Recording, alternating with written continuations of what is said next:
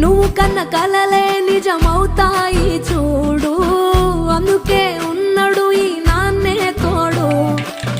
దశరథ మహారాజే నాన్నై పుట్టాడు, నువ్వు రాముడంత ఎదగరనేడు. చరితలు ఎన్నడు చూడని మమతల గూడే వీధిరో, సంపద అంటే ఏదో కాదురో, ఇంతకు మించి ఏది